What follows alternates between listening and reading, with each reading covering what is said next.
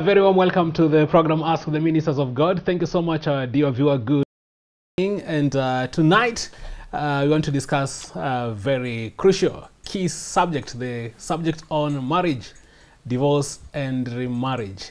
Of late, we've seen so many people divorcing, and we want to find out what could be the reason, what are some of the effects, how can we avoid this spate of divorces that we are witnessing, especially even in the church. They have a great panel tonight of ministers of God to help us go through this particular conversation. I have Apostle Dan Gishimu, our resident minister, on this particular show. Karibu sana, Apostle. It's glad to have you tonight. And also joining us on this particular show is Pastor Alex Minor. Also, thank you so much, man of God, for having time to be with us. Welcome. You can also join us by giving us your contribution and also your views in our Facebook page, that is MBCI TV. And of course, we'll be glad to also see how you contribute or how you feel about this particular discussion, even as we continue. A very crucial subject, Apostle Dan Gishimu, even as we begin, marriage, divorce and remarriage. Now, just to bring us to perspective or to context, what was God's main intention as far as the institution of marriage is concerned? Let me begin by saying the family was started by God. According to Genesis 1, verses 26 to 28, we see that God created male and female. And at the same time also, if you go to Genesis chapter 2, verse 23 and 24, we read, and Adam said, this is now the bone of my bones. That is after he received Eve. And flesh of my flesh, she shall be called woman, because she was taken out of man. Therefore, a man, that's very key, that verse is very key. Therefore, a man shall leave his father and mother and be joined to his wife, and they shall become one flesh. That was God's original plan as far as marriage is concerned. A man lives, a man cleaves, and a man joins his wife, and a man also becomes one flesh with the wife. And that is God's intention. And from there, then there was going to come the offsprings out of that union of one man and one woman. Because again here, it's good to say right from the beginning that God created one man and one woman. He didn't create one man and many women. You know, at least putting a message clear to us that this is what I would want things to move along. Yes. And so God's original plan was that a man leaves his family or leaves his father and mother and joins his wife, and then the two becomes one flesh. And God has never changed. And God has never changed. Yes, because we can see Jesus. Yes. Very good context there that Apostle Dan Gishimu has given us. Pastor Alex, there are those who say that marriage is one of those institutions that has been immensely attacked in our modern times. How do you connect that with the original purpose of God as far as this particular institution is concerned? Definitely, marriage has been attacked so much because the enemy has this agenda of destroying whatever is of God. And that's why we find that in the book of Genesis chapter 1 and when Adam was alone, there was not like so much attack until he got married. Maybe what we would say is that marriage definitely has an attack from the enemy. There's that an enemy's direction to attack or intention to attack the marriage. But equally, marriage is so much an attack from another enemy called ignorance. Okay. Okay. I would say that is the enemy that is really destroying marriages more than the devil himself. Lack of knowing what you have gotten into, lack of defining marriage according to the doctrine again. Yeah. You know, Everything falls on. yeah, everything is rises supposed to align itself with on the basis of doctrine. the doctrine of Christ. Yes. Yes.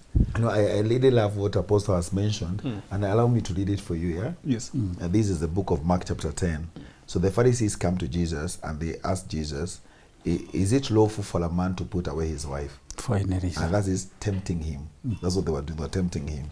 And Jesus said, what did Moses say?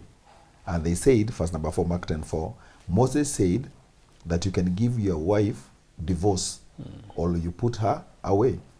Jesus said unto them, it is because of the hardness of your heart. That is why this was written by Moses, not by God. Yes. Not by God.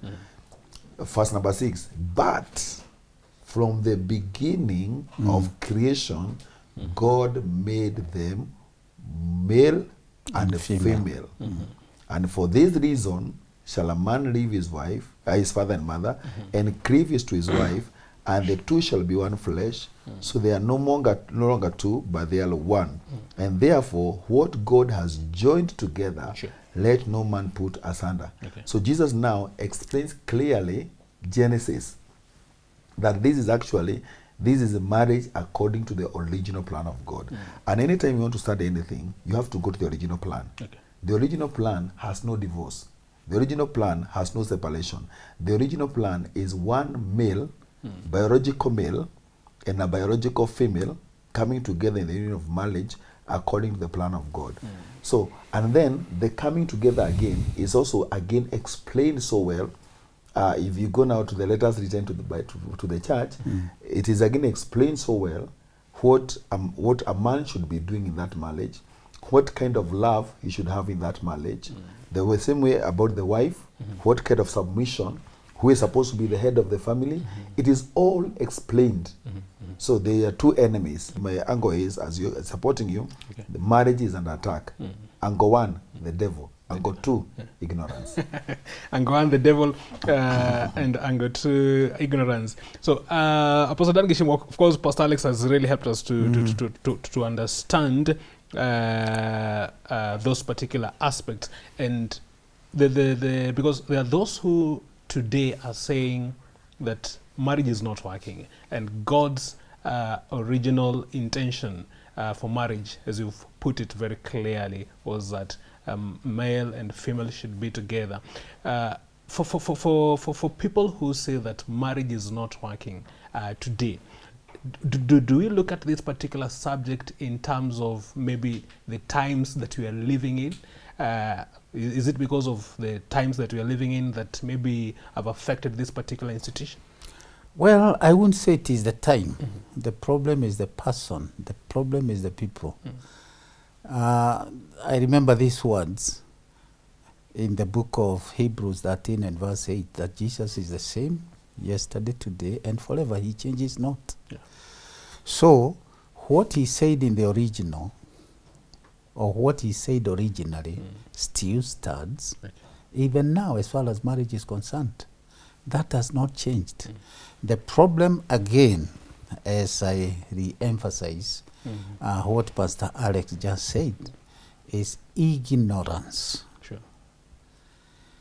Because people are marrying for other reasons. So that marriage will never work. If that marriage is not anchored on the original plan, and then it goes according to God's purposes and plan, it will never work.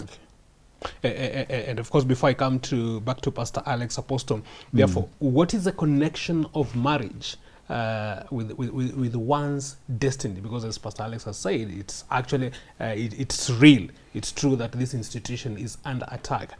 Where would maybe, if we could say, the devil paying so much attention to the institution of marriage to ensure that it doesn't work for so many people?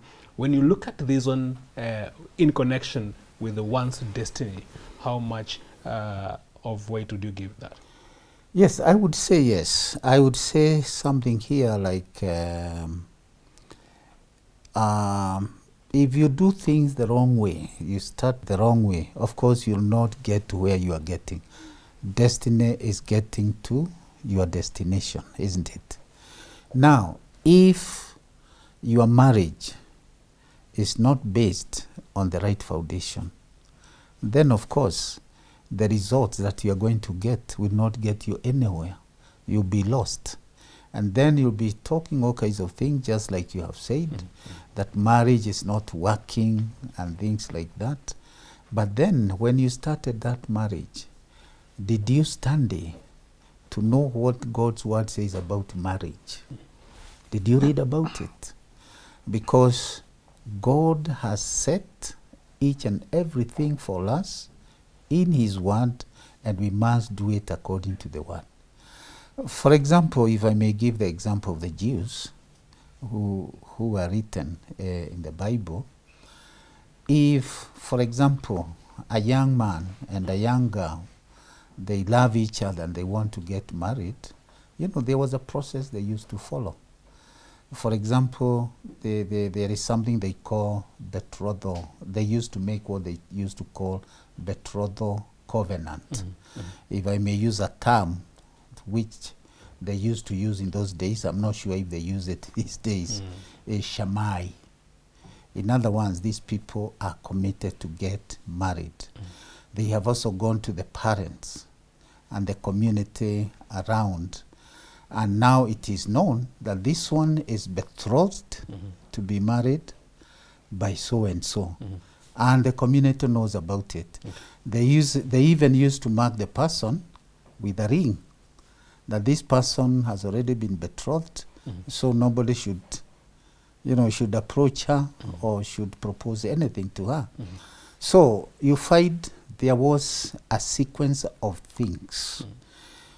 And that sequence used to be followed until now a public is called like a witness. You remember the Cana of Galilee?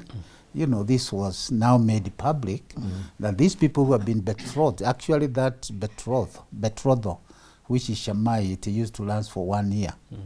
So now when the public is called together, it's like, okay, we are now confirming that this betrothal has now entered another phase, and that is now the phase when the two can come together and become one flesh. Yes.